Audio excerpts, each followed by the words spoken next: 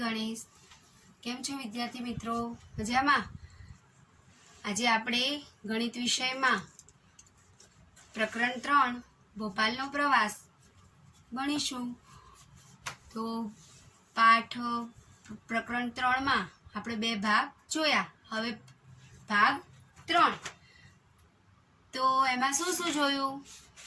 તો બાળકો પ્રવાસ માટે તૈયારી કરે છે. તમને બધાને પણ મજા આવે તો એ લોકોને પણ ખૂબ જ મજા આવતી હતી. પ્રવાસમાં જવાનો ખૂબ જ ઉત્સાહ હતો. તો પ્રવાસમાં એ લોકો 9 વાગે નીકળે છે. પછી રસ્તામાં શું શું આવે છે? તો નર્મદા નદી આવે છે, પેટ્રોલ પંપ આવે છે, ભીમબેટકા, જે ગુફા ચિત્રો એમાં બહુ વર્ષો પહેલાના છે, બળદનું, હરણનું, માણસોનું વગેરે. પછી આગળ ભોજનનો સમય થાય છે, બધા ભોજન કરે છે. હવે એની આગળ આપણે કેટલે પહોંચ્યા હતા? તો હવે હોળી. તમને બધા બાળકોને પણ હોળીમાં બેસવાની ખૂબ જ મજા આવતી હશે.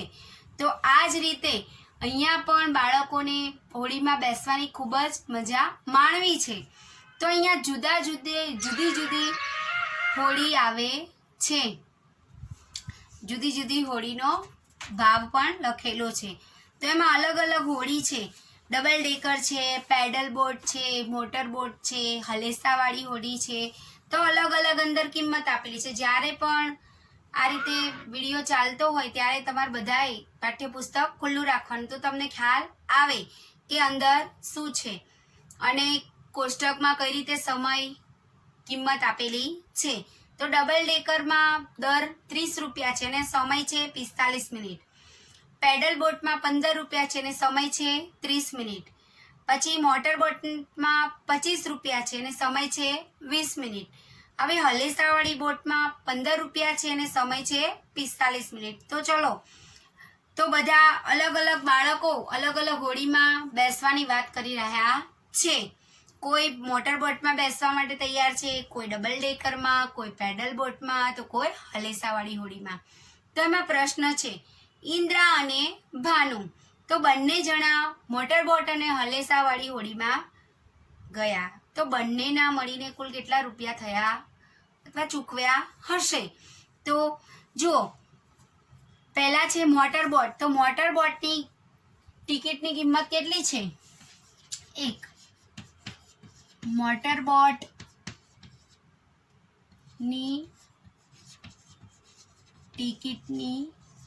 ટિકિટનો દર અથવા કિંમત બરાબર કેટલા રૂપિયા છે? બંને જણા જાય છે બરાબર, 2 જણા. તો બંને જણાને લખવાનું છે 2 વ્યક્તિ. હવે મોટર બોટની કિંમત કેટલી છે? 25 રૂપિયા. પછી કઈ છે? હલેસાવાળી હોડીના કેટલા છે? 15 રૂપિયા. બંનેના મળીને શું કરવાનું છે? પહેલા બંને જણા છે 25 ગુણ્યા 2, તો શું કરવું પડે? ગુણાકાર કરવો પડે બરાબર. તો ના ફાવે તો શું કરવાનો? ગુણાકાર. 2 પંચા 10 ની 0 વધી 1, 2 દુ 4, 4 ને 1 5. કેટલા રૂપિયા થયું? 50 રૂપિયા. વત્તા 15 દુ 30, તો 15 એકાણું બધાને ઘડિયો આવડવો જ જોઈએ. 30 રૂપિયા. બંનેનો શું કરવાનો? સરવાળો કરવાનો. શું કરવાનો? ઊભો સરવાળો કરો તો પણ ચાલે, ન ખબર પડે તો. 0, 5 ને 3 કેટલા થાય? તમને આવડતું જ હશે તો 8 રૂપિયા. તો કેટલા રૂપિયા ચૂકવ્યા હશે? 80 રૂપિયા. 80 રૂપિયા ચૂકવ્યા હશે. હવે બીજો પ્રશ્ન છે. શું છે? નીચે જુઓ. તો બીજો છે, બંને હોડીનો મળીને કુલ બેસવાનો સમય કેટલો છે? તો એક હોડીનો મોટર બોટનો કેટલો છે? 20 મિનિટ. અને હલેસાવાળી હોડીનો સમય 45 મિનિટ. બંનેનો મળીને સરવાળો કરવાનો. 4 ને 2 6. કેટલો મિનિટ થઈ? 65 મિનિટ. 65 મિનિટ એટલે શું થાય? તો હવે આગળના પ્રકરણમાં પ્રકરણ 4 માં આવશે, ટીક ટીક ટીક પાઠ પ્રકરણ આવશે. એમાં સમય ને કલાક અને મિનિટ ભણવાની આવશે. તો 65 મિનિટ એટલે કેટલા કલાક? તો 65 મિનિટ એટલે 1 કલાક બરાબર 60 મિનિટ બરાબર.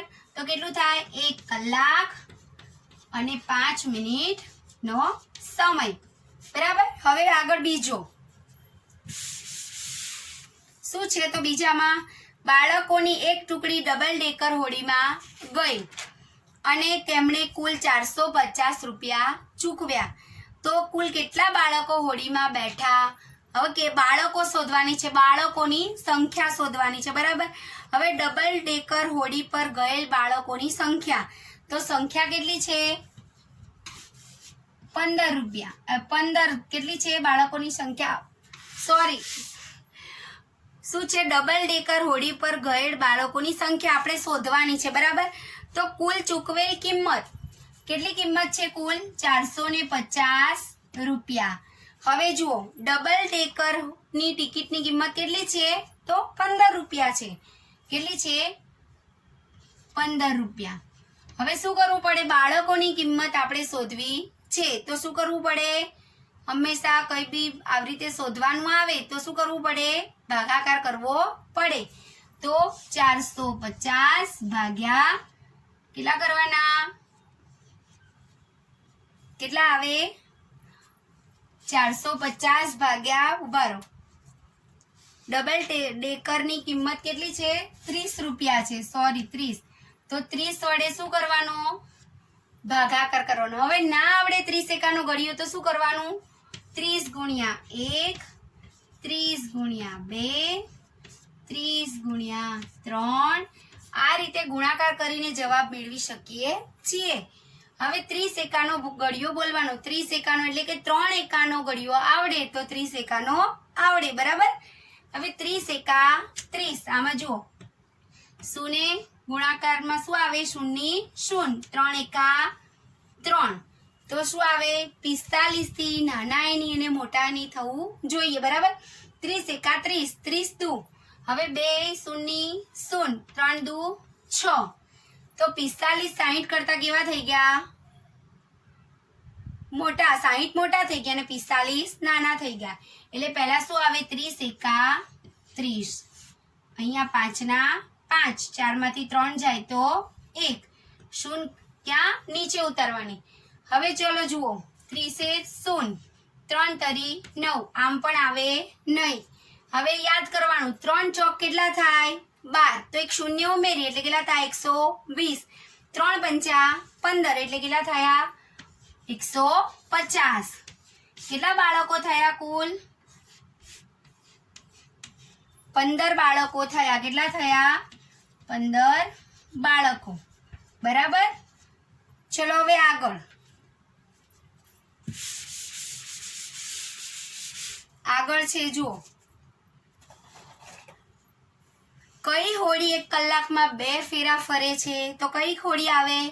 પેડલ બોટ છે તે 1 કલાક માટે કેટલો સમય લાગે છે? એને 30 મિનિટ લાગે છે. તો 1 કલાકમાં 2 ફેરા એટલે 1 કલાક બરાબર 60 મિનિટ બરાબર. તો એ પેડલ બોટ હોડી છે તે 1 કલાકમાં 2 ફેરા ફરે છે. હવે કઈ હોડીને 1 ફેરામાં અડધા કલાકથી પણ ઓછો સમય લાગે છે? તો મોટર બોટ છે તેનો સમય કેટલો છે? 20 મિનિટ. તો તેને અડધા કલાકથી પણ ઓછો સમય લાગે છે. હવે કઈ હોડી છે તે ઓછા પૈસામાં પણ વધુ સમય ફેરવે છે? તો હલેસાવાળીની કિંમત કેટલી છે? 15 રૂપિયા અને તેનો સમય કેટલો છે? 45 મિનિટ. એટલે હલેસાવાળી હોડી છે તે સૌથી ઓછા પૈસામાં વધુ સમય મેળવે છે. હવે જાવેદ 2 વખત હોડીમાં બેઠો અને તેણે 40 રૂપિયા ચૂકવ્યા. 50 મિનિટ ફર્યો. તો તેણે કઈ 2 હોડી પસંદ કરી હશે? હવે પેડલ બોટ અને મોટર બોટની કિંમત કેટલી છે? તો પેડલ બોટની 15 રૂપિયા અને મોટર બોટની 25 રૂપિયા બરાબર. જુઓ, પેડલ બોટની કેટલી છે? 15 રૂપિયા અને મોટર બોટની કેટલી છે? 25 રૂપિયા. બંનેનો શું કરવો પડે? સરવાળો. 5 ને 5 10 ની 0 બધી 1 કેટલી થઈ? 40. હવે 40 પેડલ અને મોટર બોટ માટેનો સમય કેટલો છે? તો પેડલ બોટ માટેનો 30 મિનિટનો અને મોટર બોટનો 20 મિનિટનો. બરાબર. કુલ થઈને કેટલું થાય? 30 + 20 કેટલા થયા?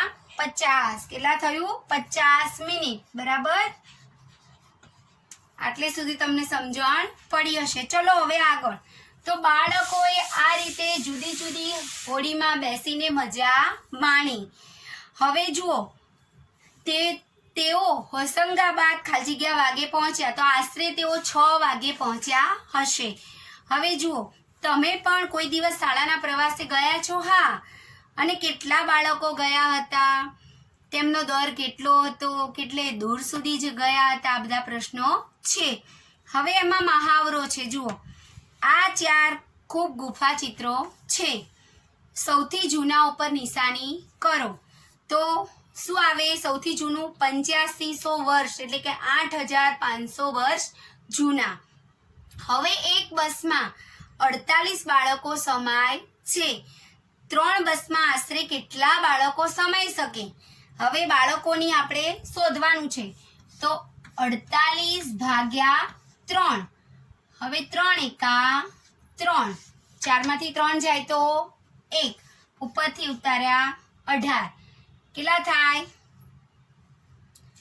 ચલો બોલો. 48 કેટલા થાય? 3 પંચા 15, 3 6 18. બરાબર. કેટલો જવાબ આવે આશરે? જુઓ, 100 છે, 200 છે અને 150. બરાબર. હવે આ જુઓ, 4 માંથી 3 જાય તો 1. કેટલા થયા? 3 પંચા 15 અને 3 6 18. બરાબર. હવે 48 બાળકો છે. હવે તમારે જોવાનું તો કુલ કેટલા આશરે સમાઈ શકે. આમ 18 16 છે, એટલે આશરે 150 જેટલા અંદર બાળકો સમાઈ શકે. બરાબર. નીચેનામાંથી કઈ જોડીનો સરવાળો કરવાથી 500 થી વધુ જવાબ મળે? તો 321 અને 192. ચલો હવે અહીંયા આ પ્રકરણ પૂર્ણ થાય છે. આની PDF તમને હું મોકલું ત્યારે તમે ગણિતની નોટમાં સરસ અક્ષરે લખજો. બરાબર. જય ગણેશ.